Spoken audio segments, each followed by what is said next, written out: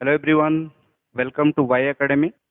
जैसे कि आपको पता है 2 तारीख को साहो स्क्रीनिंग टेस्ट हो गया है। तो आज हम लेके आए हैं पीसीबी पार्ट का आंसर कीज विद सॉल्यूशन। तो पहले हम डिस्कशन करेंगे फिजिक्स पार्ट।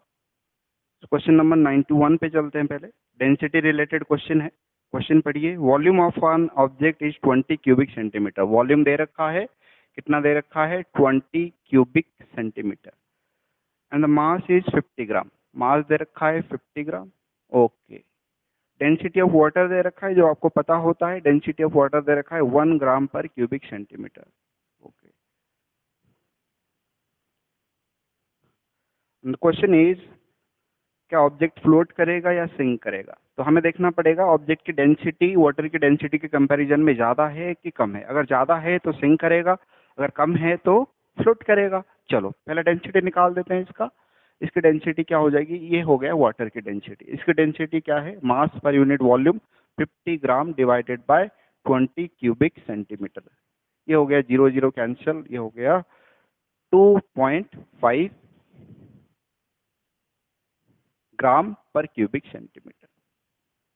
ग्राम पर क्यूबिक सेंटीमीटर, ठीक।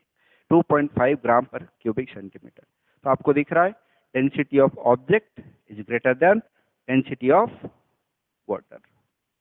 इसका मतलब क्या हो जाएगा? ये सिंक कर जाएगा, सिंक कर जाएगा, सिंक कर जाएगा। तो यहाँ पे 91 का ऑप्शन आ जाएगा 1। 92 देखो।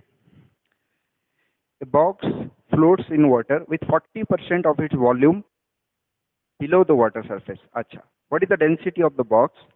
Take density of water to be 1000 kg per cubic meter. अच्छा, बॉक्स फ्लोट कर रहा है, ऐसे फ्लोट कर रहा है कि उसका 40% वाटर सरफेस के नीचे है, 60% वाटर सरफेस के ऊपर है। तो फ्लोट कर रहा है तो हम फ्लोटिंग कंडीशन लगा देंगे। Volume of fluid displaced into density of fluid displaced is equal to volume of solid. ये कंप्लीट वॉल्यूम होता है सॉलिड का। Density of solid V F rho F is equal to V S rho S, आपने पढ़ा होगा। Volume of fluid displaced, कितना fluid displace होगा? अच्छा, जितना वॉल्यूम अंदर होगा ऑब्जेक्ट का उतना फ्लूइड डिस्प्लेस होगा। कितना अंदर है? 40% अंदर है। चलो हम मान लेते हैं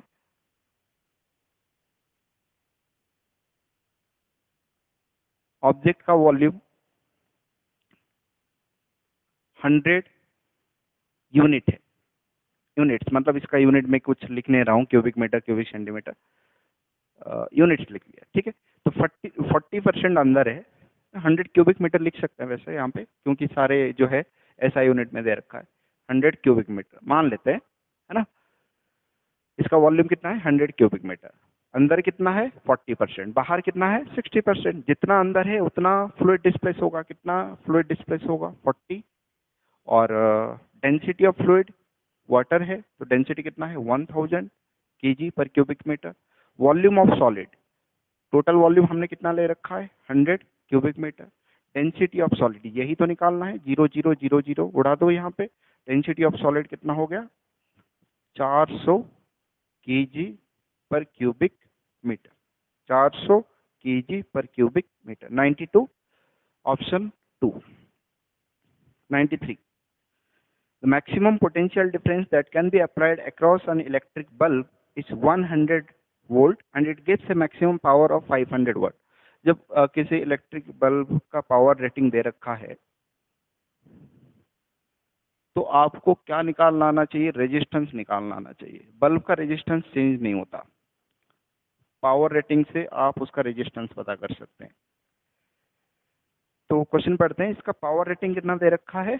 500 वॉट एंड 100 वोल्ट। अगर बल्ब को आप 100 वोल्ट पोटेंशियल डिफरेंस के साथ कनेक्ट करते हो तो ये कितना पावर डिलीवर करता है? 500 वॉट, ठीक है।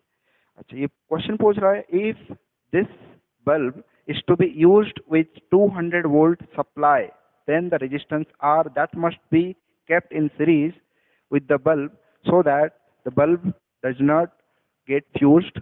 इसका मतलब अगर इसको हम इस बल्ब को हम 200 वोल्ट के साथ कनेक्ट करेंगे, ये 500 वॉट का पावर डिलीवर करना चाहिए, साथ ही साथ फ्यूज भी नहीं होना चाहिए, ऐसा है।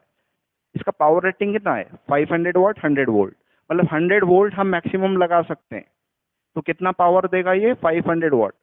अगर हम 200 वोल्ट की सप्लाई लगाएंगे तो हम क्या मॉडिफाई करेंगे? रेजिस्टेंस कैसे लगाएंगे? ऑलरेडी बता दिया है, रेजिस्टेंस आप सीरीज में लगाओ। रेजिस्टेंस सीरीज में लगाओ और कितनी वैल्यू का रेजिस्टेंस लगाएंगे कि वो पावर भी डिलीवर करे, सेम पावर, और साथ ही साथ फ्यूज भी ना हो। ठीक है, तो ये क्वेश्चन है। पावर रेटिंग इसका दे रखा था, कितना था पावर रेटिंग? पावर 500 वाट, पोटेंशियल डिफरेंस 100 वोल्ट। यहाँ से आप क्या निकाल सकते हो? रेजिस्टेंस निकाल सकते हो। P is equal to we square divided by R, सबको पता होता है। R is equal to we square divided by P। Okay, V square 100 multiplied by 100 divided by P। P कितना है? 500। 0 0 0 0 कैंसिल। कितना हो गया ये? 20 ओम। 20 ओम। तो जो बल्ब का जो रेजिस्टेंस है 20 ओम है। तो हम और कितना रेजिस्टेंस कनेक्ट करें सीरीज में जिसकी वजह से बल्ब 200 वोल्ट लगाने के बाद भी उतनी ही पावर डिलीवर करे, साथ ही साथ फ्यूज भी ना हो। ठीक है ना? अच्छा, तो हम पहले करंट निकाल लेते हैं, कितना करंट फ्लो करेगा। आपको पता है P is equal to V I भी होता है, तो I क्या हो जाएगा? P divided by V। P कितना होता है? 500। उतना ही हमें पावर चाहिए। वोल्ट, पोटेंशियल डिफरेंस है हमारा 100 वोल्ट, है ना? 0 0 0 0 कैंसिल, मतलब 5 एम्पियर का करंट फ्लो करेगा, है ना? बल्ब में कितना करंट फ्लो कर रहा है? 5 एम्पियर का। ठीक है, तो हम ऐसा कौन से रेजिस्टेंस लगाएं सीरीज में जिसकी वजह से जो पावर डिलीवर हो रहा है वो सेम रहे और बल्ब भी फ्यूज ना हो। ठीक है ना? अगर हम कोई रेजिस्टेंस को सीरीज में लगाएंगे तो करंट तो उतना ही फ्लो करेगा, ये सबसे ट्रिकी बात है। अगर हम सीरीज में लगाएंगे रेजिस्टेंस, जो कि दे रखा है क्वेश्चन में, अगर सीरीज में लगाएंगे तो करंट तो इतना ही फ्लो करेगा। ठीक है ना? अगर करंट इतना फ्लो करेगा तो हम ये वाला रिलेशन लिख सकते हैं। मान लो let R resistance connected in series, कितना रेजिस्टेंस लगाएंगे? आर। ठीक है, तो अगर आर लगाएंगे, यहाँ पे ये बल्ब का फिलामेंट है, यहाँ पे मैंने एक रेजिस्टेंस लगा दिया आर। ऑलरेडी इसका रेजिस्टेंस कितना है? 20 ओम, जो कि हमने अभी निकाला। ठीक है, अभी आर लगा दिया। आर लगाने के बाद क्या होगा? ये 500 वॉट का पावर डिलीवर करेगा, वो भी कितने पोटेंशियल डिफरेंस में? 200 वोल्ट के पोटेंशियल डिफरेंस में, और फ्यूज भी नहीं होगा। ठीक है ना? तो ये आर हमें निकालना है। ठीक है ना? आर हमें निकालना है। ऑलरेडी 20 ओम का रेजिस्टेंस था इसका फिलामेंट के पास। ठीक है ना? अच्छा, तो क्या हो जाएगा? Potential difference is equal to I into R. यहाँ पे टोटल रेजिस्टेंस क्या होगा? Resistance of the bulb plus external resistance जो आपने लगा रखा है। अच्छा, पोटेंशियल डिफरेंस कितना लगाने वाले हो आप? 200 वोल्ट। करंट कितना फ्लो करेगा? 5 एम्पियर। ठीक है ना? अच्छा, 200 वोल्ट लगाने वाले हो आप। रेजिस्टेंस ऑफ बल्ब कितना है? 20। ये आर आपको निकालना है। कितना हो गया ये? 20 plus R, it is equal to 200 divided by 5। ये कितना हो जाएगा? 20 प्लस आर, 200 डिवाइडेड बाई 5, ये हो गया 40। तो आर कितना हो गया? 20। आर हो गया 20 ओम। तो आपको कितना रेजिस्टेंस कनेक्ट करना पड़ेगा? 20 ओम का रेजिस्टेंस कनेक्ट करना पड़ेगा सीरीज में, जिसकी वजह से पावर भी उतना ही डिलीवर करेगा, लेकिन 200 volt potential difference. Okay, that's the tricky part कि करंट सेम फ्लो करेगा, सीरीज कॉम्बिनेशन में करंट सेम फ्लो करेगा। Okay, let us move to the next question. Let मी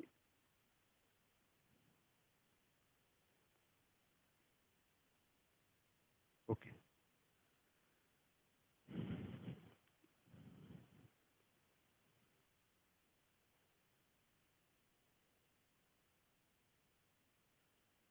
तो answer is 4, 93 4।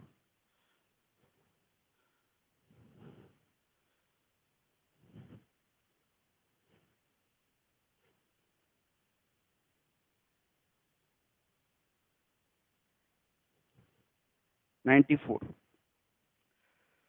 3 circuits are there, and similar cells are used to light similar bulbs. Similar bulbs बोल दिया मतलब उनकी जो internal resistance है वो सेम हो जाएगा। सिमिलर सेल्स बोल दिया मतलब उनकी जो पोटेंशियल डिफरेंस है वो सेम हो जाएगा। मान लेते हैं इसका पोटेंशियल डिफरेंस V है, मान लेते हैं इसका इंटरनल रेजिस्टेंस R है, ठीक है।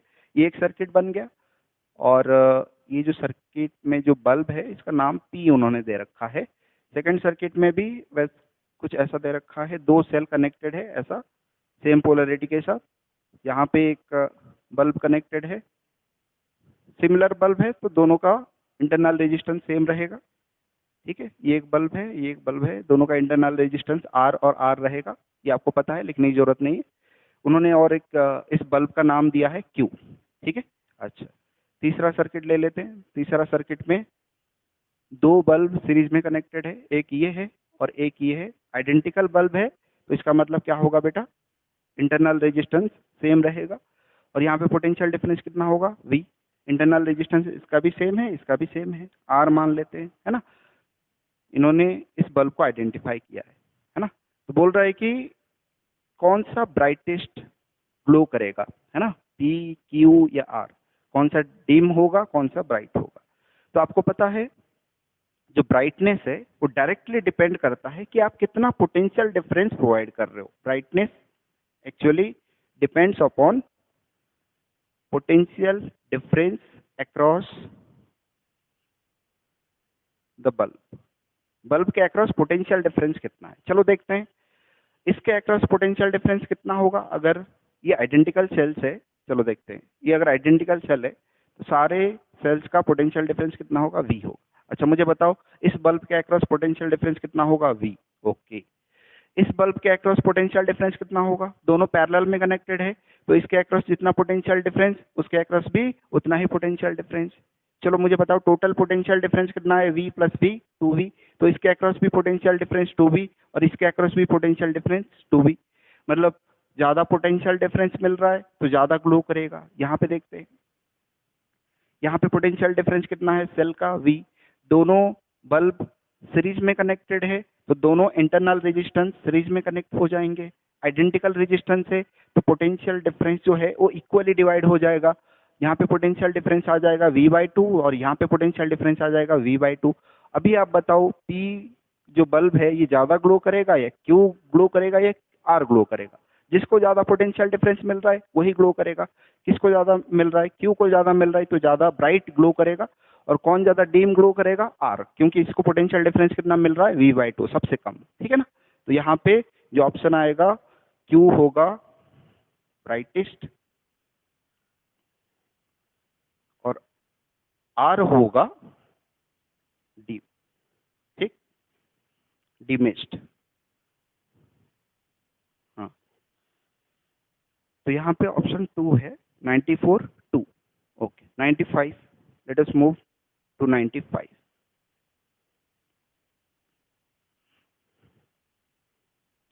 If 80 gram of steam of temperature 97 degrees Celsius is released on an ice slab of temperature 0 degree Celsius, how much ice will melt? How much energy will be transferred to the ice when the steam is transferred to the water? How much energy will be transferred to the ice when the steam will be transformed to the water? है ना, steam को हम ice slab के ऊपर डाल रहे हैं, ठीक है। तो मैं बता देता हूँ, थोड़ा सा इंट्रोडक्शन देता हूँ। स्टीम जिसका टेम्परेचर दे रखा है 97 डिग्री सेल्सियस, है ना, इसको हम आइस स्लैब के ऊपर डालेंगे। जैसे डालेंगे तो स्टीम क्या करेगा, हीट रिलीज करेगा। जितना हीट रिलीज करेगा उतना हीट को कौन एब्जॉर्ब करने वाला है, आइस स्लैब एब्जॉर्ब करने वाला है, जिसकी वजह से क्या होगा, आइस स्लैब मेल्ट करेगा, है ना। हीट एब्जॉर्ब जितना करेगा उतना मेल्ट करेगा, ठीक है। तो हमें निकालना है कि कितना हीट ट्रांसफर हुआ और कितना आइस मेल्ट हुआ ना। How much energy will be transferred to the ice when the steam will be transformed to the water? Okay, चलो मुझे बताओ क्या होगा जब स्टीम को हम आइस के ऊपर डालेंगे। तो आइस पहले 0 डिग्री सेल्सियस पे है तो आइस पहले कन्वर्ट होगा वाटर में, है ना। और वाटर में कन्वर्ट होने के लिए ये जो हीट एब्जॉर्ब करेगा ये क्या होगा, लेटेंट हीट ऑफ फ्यूजन, है ना। लेटेंट हीट ऑफ फ्यूजन जो होता है वो एब्जॉर्ब करेगा ये, ठीक है। तो यहाँ पे हीट मान लेते हैं Q1 एब्जॉर्ब करेगा, तो मास दे रखा होगा इसका, मास हमें निकालना है, mass into latent heat of fusion, ठीक, mass into latent heat of fusion.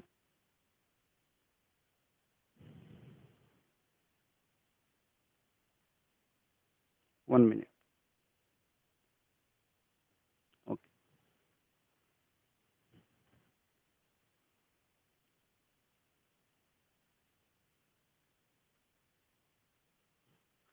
Then second process क्या होगा, स्टीम कितने टेम्परेचर पे, 97 डिग्री सेल्सियस पे। ये पहले कन्वर्ट होगा किसमें, वाटर में कन्वर्ट होगा, है ना। वाटर में कन्वर्ट होगा और टेम्परेचर कितना रहेगा बेटा, वाटर का टेम्परेचर 97 डिग्री सेल्सियस, ठीक है। क्योंकि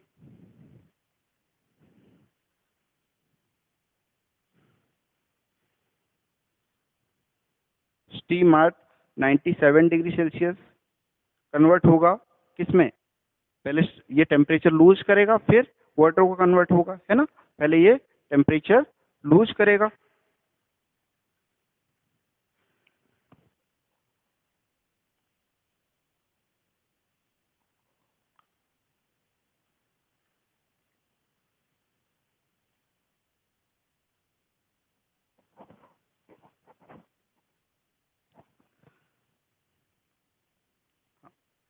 हाँ।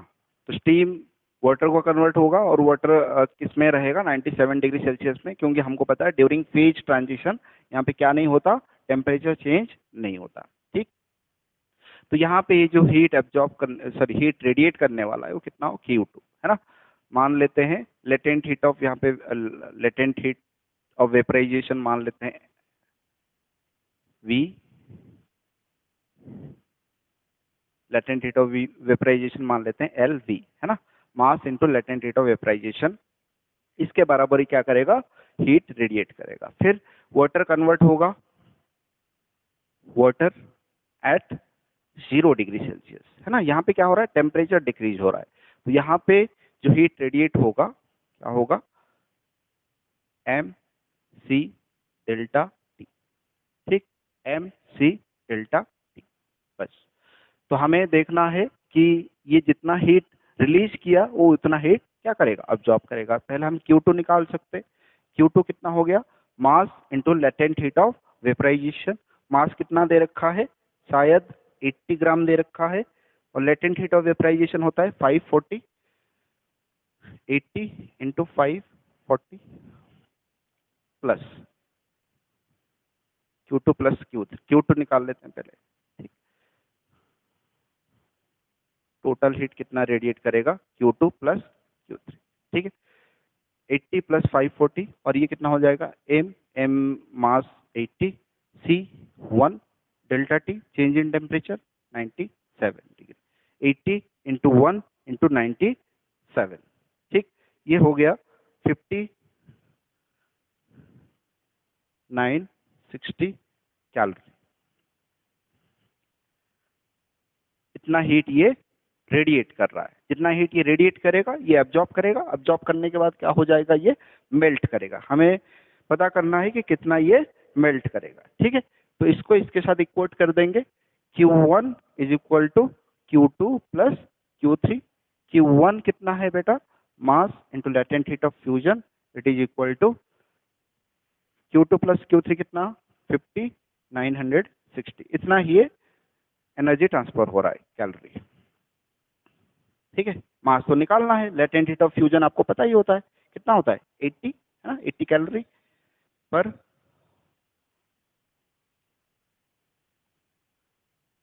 5960 कैलोरी। ये कितना हो गया, मास कितना हो गया 5960, ये हो गया 80, ये कितना हो गया, मास कितना निकल के आएगा यहाँ पे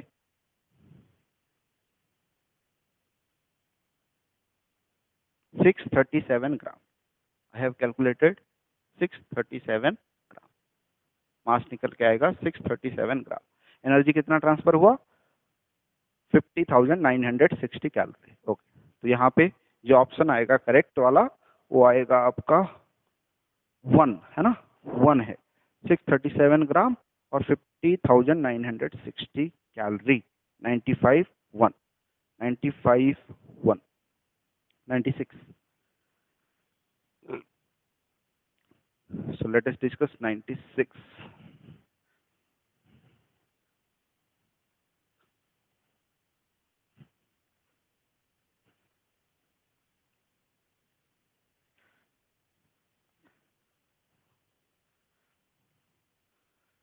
Car accelerates uniformly from 36 km per hour to 72 km per hour in 10 seconds. Initial velocity is 36 km per hour. अगर इसको मैं मीटर में कन्वर्ट करूं, 36 into 5/18, that will be 10 metre per second. Final velocity is 72 kilometre per our.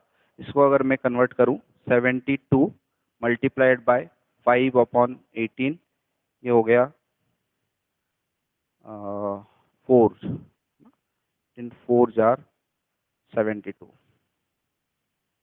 20 metre per second. Okay, 72। Okay,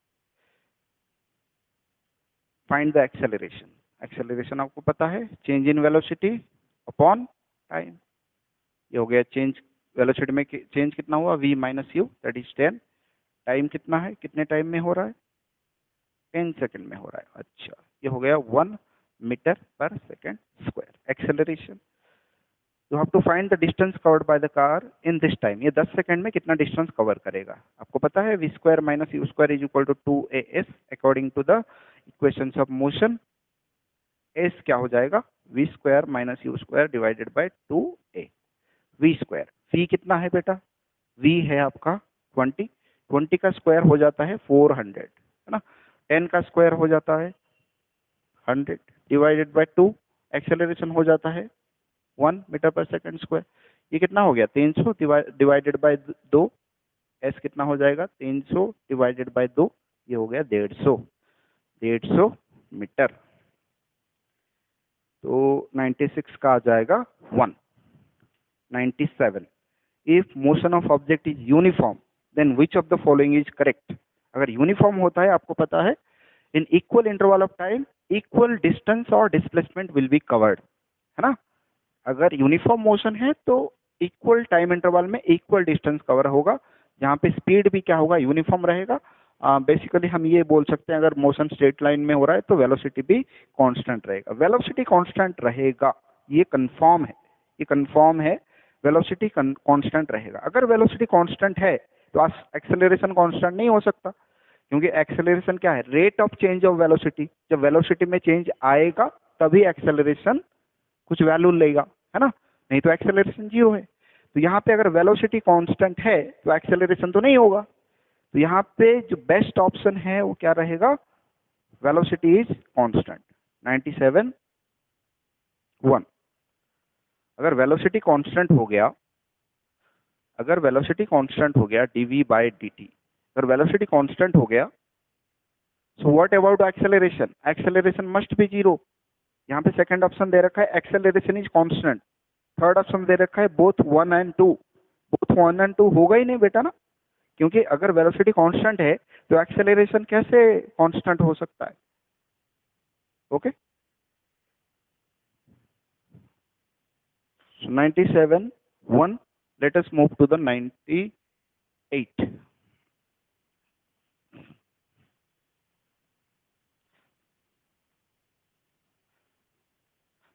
98, question number 98। The velocity of car increases linearly from 36 km per hour to 54 km per hour. Initial 36 km per hour, that is 36 5/18, that will be 10 meter per second. Final 54 kilometre per our, 54 multiplied by 5 upon 18, that will be 15 meter per second. First I have converted into SI units. Okay, so we can calculate acceleration. Acceleration is v minus u upon t. तो कितना हो जाएगा ये? v कितना है 15, u कितना है 10 divided by t. t is 4 second. 5 divided by 4 meter per second square. So he is asking, if the velocity of a car increases linearly from 36 km per hour to 54 km per hour in 4 seconds, how much work is done if the mass of the car is 1600 kg? ना, अगर initial velocity u है, final velocity v है, और initial velocity से final velocity तक पहुंचने के लिए टाइम लग रहा है 4 सेकेंड, तो आपको निकालना है कि वर्क डन कितना हो रहा है 4 सेकंड के दौरान में, वर्क डन कितना हो रहा है। अगर कार का मास कितना दे रखा है 1600 kg, ठीक है ना। तो एक्सेलरेशन निकल गया, मास दे रखा है, तो दिमाग में तुरंत आना चाहिए, फोर्स निकाल सकता हूँ मास इनटू एक्सेलरेशन से। मास कितना हो गया बेटा 1600 kg, एक्सेलरेशन कितना हो गया 5/4 मीटर पर सेकेंड स्क्वायर। तो इधर कितना हो जाएगा 400, 4 4 जार 16, 400 मल्टीप्लाइड बाय 5, कितना हो गया ये 2000 के करीब, 2000। ठीक, मैंने फोर्स निकाल लिया, कितना लग रहा है 2000 न्यूटन। वर्क डन निकालना है, force multiplied by displacement. Force निकाल लिया, डिस्प्लेसमेंट निकालना है। डिस्प्लेसमेंट देखो यहाँ कहीं से निकल रहा है क्या डिस्प्लेसमेंट। एक्सेलरेशन पता है, u v पता है, तो आपको इक्वेशन ऑफ मोशन यूज करना है, s is equal to we square minus u square divided by 2a। V square 15 का स्क्वायर 225, यू स्क्वायर 10 का स्क्वायर 100 डिवाइडेड बाय 2। एक्सेलरेशन कितना है 5/4, 5/4, 2 2 जार 4, ये कितना हो जाएगा 225 माइनस 100, 125 डिवाइडेड बाय 5/2, ऊपर गया तो 2/5, 5 5 जार, कहीं गलत हो रहा है नहीं, 5 25 जार 125, ये कितना हो जाएगा 50। मिल गया, फोर्स मिल गया, वर्क डन निकालना है। Work done is force multiplied by displacement, 2000 multiplied by 50। 1 2 3 4, 1 2 3 4।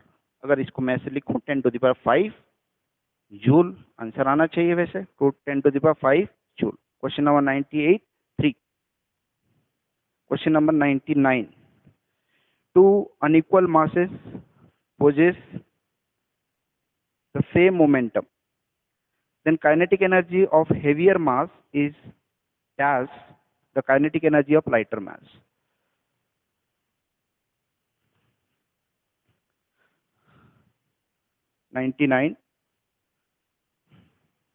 दो ऑब्जेक्ट है अनइक्वल मासेस, एक हेवी है और एक लाइट है। एक का मास m1 ले लेते हैं और एक का मास m2 ले लेते हैं। मान लेते हैं m1 is greater than m2, मान लेते हैं ये हेवियर है, ठीक है। तो इसका मोमेंटम बताओ p1 हो जाएगा, है ना। अगर इसका वेलोसिटी मैं v1 ले लूं, इसका वेलोसिटी अगर मैं v2 ले लूं, चलेगा। ऑब्जेक्ट 1 और ये ऑब्जेक्ट 2, ठीक। तो p1 क्या हो जाएगा बेटा, p1 क्या हो जाएगा m1 v1, और यहाँ पे मोमेंटम p2 क्या हो जाएगा m2 v2। क्वेश्चन में क्या दे रखा है, दोनों मोमेंटम सेम है, that means p1 is equal to p2 is equal to p, p1 is equal to p2 is equal to p। अगर इसका मैं काइनेटिक एनर्जी लिखूंगा तो काइनेटिक एनर्जी क्या होगा in terms of momentum, p1 square divided bye 2m1, और इसका kinetic energy क्या होगा p2 square divided bye 2m2। और यहाँ पे क्या बोल रखा है, दोनों मोमेंटम सेम है, तो काइनेटिक एनर्जी क्या हो जाएगा p square divided bye 2m1, और यहाँ पे काइनेटिक एनर्जी क्या हो जाएगा p square divided bye 2m2। तो ये तो ऊपर वाला कांस्टेंट है, नीचे वाला मास वैरी कर रहा है ना। m1 बड़ा है और m2 छोटा है। अगर m1 बड़ा है तो काइनेटिक एनर्जी क्या होगा, कम होगा। m2 अगर छोटा है तो काइनेटिक एनर्जी ज्यादा होगा, क्योंकि इनवर्सली प्रोपोर्शनल है ना। तो यहाँ पे जो हेवियर ऑब्जेक्ट है m1, इसकी काइनेटिक एनर्जी क्या होगी बेटा, कम होगी। तो यहाँ पे लेस होगा, less 99 2 100. A man is 180 centimeter tall and his eyes are 10 centimeter below the top of his head. In order to see his entire height, the minimum height of the plane mirror required is. अगर वो अपना पूरा height देखने की कोशिश करता है तो कितनी, एटलीस्ट हमको कितनी हाइट के मिरर चाहिए? तो आपको पता है to see the entire height of object we need a mirror at least half of the height of the object. Object की हाइट जितनी है, ऑब्जेक्ट की हाइट जितनी है उसका आधे हाइट का मिरर चाहिए आपको.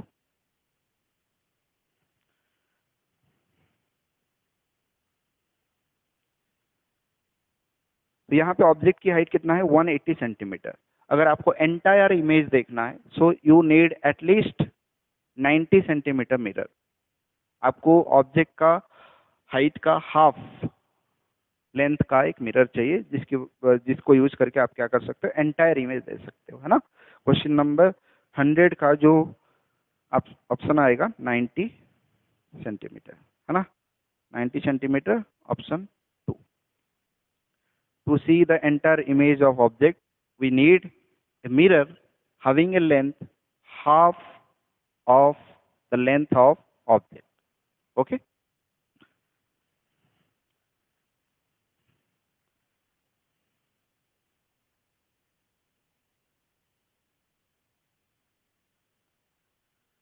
Question number 101. इसमें कोई कैलकुलेशन करने की जरूरत नहीं है अगर आप दिमाग लगाओगे तो. An object 1 centimetre tall is placed 4 centimetre in front of a mirror. Mirror के सामने रखा है और ऑब्जेक्ट की हाइट है 1 सेंटीमीटर. ओके. और ऑब्जेक्ट डिस्टेंस दे रखा है 4 सेंटीमीटर दूरी पे रखा है ये object. In order to produce upright image. Upright image means erect image. कैसा इमेज? Erect image. अगर इरेक्ट है तो क्या होगा बेटा? वर्चुअल होगा. अगर इरेक्ट है तो क्या होगा? वर्चुअल होगा. साथ ही साथ ये बोल रहा है 3 centimetre height upright image of 3 centimetre, है ना. तो इमेज की हाइट दे रखा है, height of image is 3 centimetre. ध्यान दो, वर्चुअल, इरेक्ट, हाइट बढ़ जा रहा है. इमेज की हाइट 3 सेंटीमीटर हो गया, ऑब्जेक्ट की हाइट 1 सेंटीमीटर था, इमेज की हाइट 3 सेंटीमीटर हो गया, बढ़ गया. इसका मतलब क्या हो रहा है? मैग्निफिकेशन हो रहा है. क्या हो रहा है? मैग्निफिकेशन हो रहा है. तो इमेज कैसा बन रहा है? Virtual, erect and magnified. Virtual, erect and magnified कौन बना सकता है? क्या कॉन्वेक्स मिरर बना सकता है? Convex mirror virtual, erect and diminished, हमेशा virtual, erect and diminished. Object को कहीं पे भी रख दो, लेकिन कॉनकेव मिरर ये वाला इमेज बना सकता है, वर्चुअल, इरेक्ट एंड मैग्नीफाइड. तो यहाँ पे कॉनकेव मिरर में एक ही ऑप्शन है, ऑप्शन नंबर 2. तो यहाँ पे ऑप्शन नंबर 2 आप टिक करोगे. 102. Sound cannot travel through vacuum. सही बात है, true. Sound wave is an electromagnetic wave. क्या सही है? क्या ये सही है? Sound wave is an electromagnetic wave? नहीं. साउंड वेव कैसा वेव है? Mechanical wave. साउंड वेव कैसा वेव है? Mechanical wave. तो ये फॉल्स है. तो पहला ट्रू है और दूसरा फॉल्स. ठीक है, रीजन जो है फॉल्स है. ठीक है, तो यहाँ पे 102 ऑप्शन कौन सा आ जाएगा? 103. Match the column. Column match करना है. देखो, temperature of healthy human body, A के साथ कौन सा मैच कर रहा है? हेल्दी ह्यूमन बॉडी का टेम्परेचर क्या होता है? 98.6 डिग्री फ़ारेनहाइट. अगर हम कन्वर्ट करेंगे डिग्री फ़ारेनहाइट में तो पता चल जाएगा. Boiling point of water that is 212 degree Fahrenheit. वैसे क्या होता है डिग्री सेल्सियस में? 100 डिग्री सेल्सियस होता है. इसको आप कन्वर्ट करो डिग्री फ़ारेनहाइट में, आपको मिल जाएगा. रूम टेम्परेचर, रूम टेम्परेचर अगर आप देखोगे, रूम टेम्परेचर क्या होता है? 296 केल्विन. ठीक है ना. अगर आप 27 डिग्री सेल्सियस लेते हो तो केल्विन में हो जाएगा 300 केल्विन. लेकिन ये क्या बोल रहा है? अप्रोक्सीमेट हमें यहाँ पे निकालना है. अगर 27 डिग्री सेल्सियस लेता हूँ तो केल्विन में क्या होता है? 300 केल्विन. अगर मैं रूम टेम्परेचर को 27 डिग्री सेल्सियस लेता हूँ, जनरल तो यही लेते हैं, लेकिन यहाँ पे 300 केल्विन नहीं है, तो आप किस पे टिक करोगे? 296 केल्विन. ठीक है ना. अच्छा, freezing point of water, water की फ्रीजिंग पॉइंट क्या होती है, 0 डिग्री सेल्सियस होती है। तो यहाँ पे 103 का करेक्ट ऑप्शन आ जाएगा 3। International space station and Hubble telescope revolve in low earth orbit, ठीक है। जो एटमॉस्फेरिक स्टडीज के लिए जो सैटेलाइट हम भेजते हैं या जो टेलीस्कोप हम भेजते हैं उसको हम लो अर्थ ऑर्बिट पे ही रखते हैं। तो ये जो सैटेलाइट है या जो टेलीस्कोप है, हबल टेलीस्कोप है, इंटरनेशनल स्पेस स्टेशन। तो आपको ये तो पता ही होगा, जो एटमॉस्फेरिक स्टडीज या साइंटिफिक एक्सपेरिमेंट के लिए जो भी हम टेलीस्कोप भेजते हैं या जो भी हम सैटेलाइट भेजते हैं वो लो अर्थ ऑर्बिट में घूमता है ना। तो ये जो है ये एटमॉस्फेरिक स्टडीज और साइंटिफिक रिसर्च के लिए भेजा जाता है। तो इसका ऑप्शन आएगा low earth orbit 1043 104 105 1056.67 into 10⁻⁻11 newton metre square per KG square, ऐसा कुछ है। It is equal to 6.67 multiplied by fill in the blanks dyne centimetre square per gram square. तो हमें कन्वर्ट करना पड़ेगा, सिंपल। तो यहाँ पे अगर कन्वर्ट करेंगे तो ये हो जाएगा 10⁻11 newton is 10⁵ dyne metre square 10⁴ centimetre square, ठीक है। तो ये हो जाएगा dyne centimetre square divided by KG square, KG का स्क्वायर 10⁶ ग्राम स्क्वायर हो जाएगा, सिंपल। 10⁶ gram square. ये 9 हो गया, इस ऊपर जाएगा -6, 9 - 6 3 इसके साथ 6.67 10⁻⁻8 dine centimetre square divided bye gram square.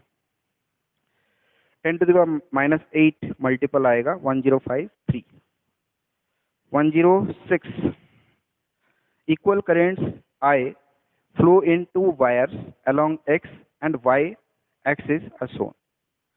Match the following. Okay. Current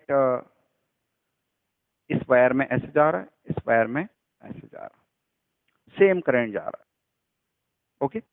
और दोनों म्यूचुअली परपेंडिकुलर है। मान लो ये एक्स एक्सिस में है, ये वाई एक्सिस में है। तो ये हो गया first quadrant, second quadrant, third quadrant, fourth quadrant, है ना। हर क्वाड्रेंट में हमें मैग्नेटिक फील्ड चाहिए, ठीक है। तो राइट हैंड थंब रूल का इस्तेमाल करेंगे। यहाँ पे मैग्नेटिक फील्ड क्या होगा, फर्स्ट वायर के लिए इसको फर्स्ट बोल दे, क्या इसको फर्स्ट बोल दे, इसको सेकंड बोल दे। फर्स्ट क्वाड्रेंट में फर्स्ट वायर के लिए मैग्नेटिक फील्ड क्या होगा, आउटवर्ड।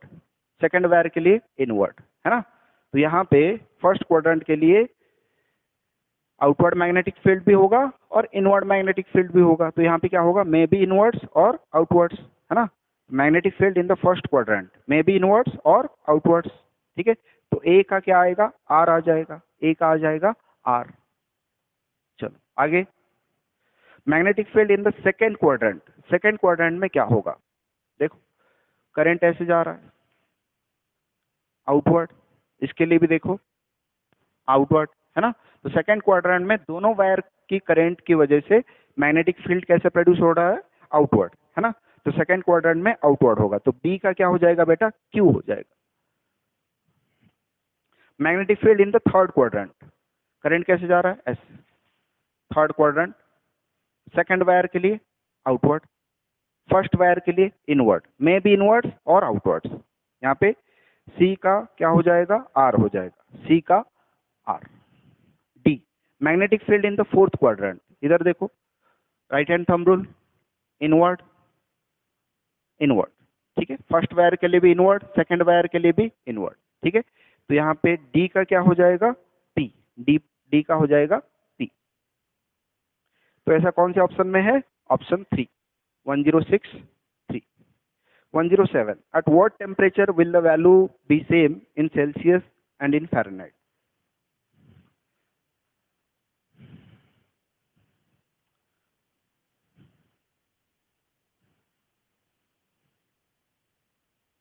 कौन से टेम्परेचर पे डिग्री सेल्सियस पे और डिग्री फ़ारेनहाइट पे वैल्यू सेम होते हैं, तो हम यूज करेंगे f minus 32 divided by 9 is equal to c by 5, है ना। तो यहाँ पे इस इक्वेशन से हमें मिलेगा कौन से टेम्परेचर पे ये सेम होता है, टेम्परेचर आपको मिलेगा -40 डिग्री सेल्सियस। ये आपको पता होता है, वैसे इस इक्वेशन से सॉल्व कर सकते हैं। वैसे तो बच्चों को याद भी रहता है ये, है ना, जो अच्छे से तैयारी करते। 107 का जो आ गया वो 2 आ गया। 108 light passes from a medium A to another medium B without bending at the interface, which of the following is not possible। ठीक है, एक मीडियम A है, दूसरा मीडियम B है, मीडियम A से मीडियम B लाइट ट्रैवल कर रही है लेकिन बेंड नहीं कर रही है। ये देखो, ये मीडियम A और ये मीडियम B बेंड नहीं कर रही, तो कौन सा पॉसिबल नहीं होगा, कौन सा पॉसिबल नहीं होगा, ठीक है ना। A and B have the same refractive index and light falls on the interface obliquely। अगर इसका रिफ्रैक्टिव इंडेक्स μ1 है और इसका रिफ्रैक्टिव इंडेक्स μ2 है और दोनों रिफ्रैक्टिव इंडेक्स सेम है, तो लाइट तो वैसे भी बेंड नहीं करने वाला है, चाहे ओब्लिकली इंसिडेंट हो चाहे नॉर्मली इंसिडेंट हो, कैसे भी, है ना। तो ऑप्शन ए और ऑप्शन बी तो सही बात है, ऑप्शन बी भी देखो, ऑप्शन 2 भी देखो, A and B have the same refractive index, ठीक, and the light falls on the interface perpendicularly. Perpendicularly भी अगर इंसिडेंट करता है और रिफ्रैक्टिव इंडेक्स अगर सेम होता है, तब भी क्या होगा, ये बिना डेविएट हुए चला जाएगा, ठीक है। अगर रिफ्रैक्टिव इंडेक्स अलग भी होता और नॉर्मली इंसिडेंट करता, तब भी क्या होता, रिफ्रैक्शन नहीं होता। तो ऑप्शन 3 में देखो, A and B have different refractive index. अगर डिफरेंट रिफ्रैक्टिव इंडेक्स है तो light falls normally on the interface, light ऐसे नॉर्मली फॉल कर रहा है, तो क्या रिफ्रैक्शन होगा, नहीं होगा। नॉर्मली फॉल कर रहा है तो रिफ्रैक्शन नहीं होगा, ये भी सही है।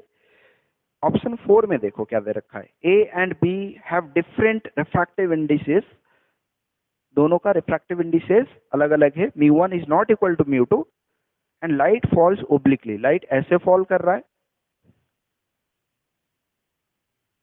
क्या लाइट बेंड नहीं होगा, बिल्कुल लाइट बेंड होगा। अगर ये डेंसर मीडियम होगा तो टुवर्ड्स द नॉर्मल होगा, अगर रेयरर मीडियम होगा तो अवे फ्रॉम द नॉर्मल होगा, ठीक है ना। लाइट यहाँ पे बेंड करेगा, ये कंफर्म चीजें है, ये कंफर्म बात है, ठीक है। 108 यहाँ पे ऑप्शन आएगा 4।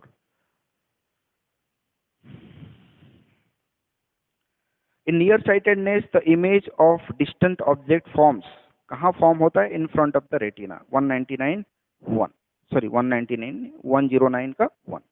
What is the minimum distance between an object and its real image formed by a convex lens of focal length f। अगर convex lens का focal length f है,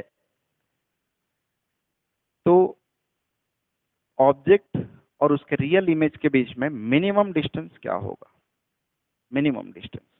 concave lens 2f f 2f1 f1, इसको क्या बोलते हैं f2 2f2। Minimum distance कब होता है, जब ऑब्जेक्ट सेंटर ऑफ कर्वेचर पे हो और इमेज भी सेंटर ऑफ कर्वेचर पे बने, तो ऑब्जेक्ट और इमेज के बीच में यही होता है मिनिमम डिस्टेंस। तो ये कितना डिस्टेंस हो गया 2f, ये कितना डिस्टेंस हो गया 2f, दोनों को ऐड कर दो कितना हो गया 4f।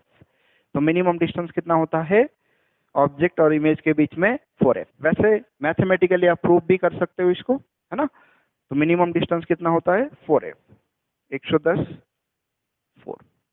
Thank you.